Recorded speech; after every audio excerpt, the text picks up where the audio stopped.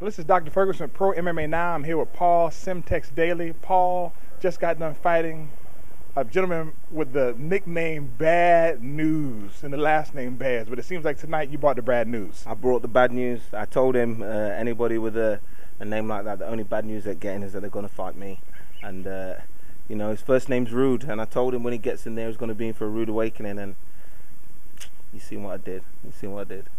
Well, you have an absolutely fantastic, explosive style. I think you got thunder and lightning in your legs. Kind of tell us what training camp is like preparing for a fight like this.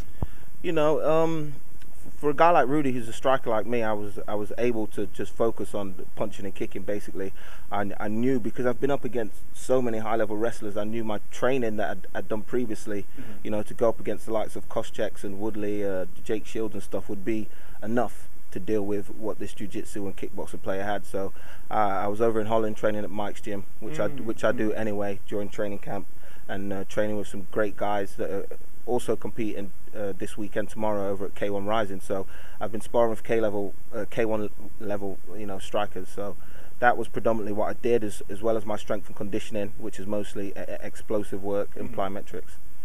So tell me, what do you look at going next in terms of your training program? Are you going to focus more on wrestling? You're going to work on your Brazilian jiu-jitsu? Or are you going to just keep focused on your striking in Holland? It depends on what opponent I get next. You know, I think I've got one more non-tournament bout, so we'll see who they throw at me then.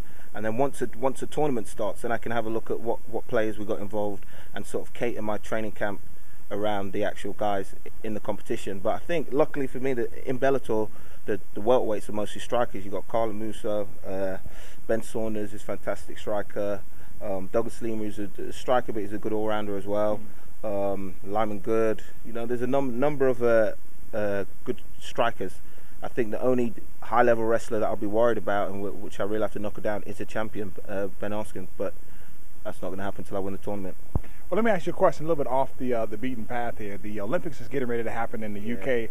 What is the atmosphere like in the UK right now? Yeah, everybody is really, really looking forward to the Olympics. You know, it's like even though the English don't need an excuse to drink, it's like everyone's really looking forward to, you know, the drinking that we can do and going down to the stadiums and supporting the British team. You know, we stand a good chance in a number of events, and it's going to be a good Olympics. Do you plan on staying and watching the Olympics? I'm going to go down to the Olympics. I haven't got tickets to an actual event, but I think you pay like £10, you can get in the arena and watch it on the big screens, even though you're not live in the arena. You are going to the judo competition, right? I'm going to get down to the judo competition, right. Most definitely. Okay, I'll be there. Sure.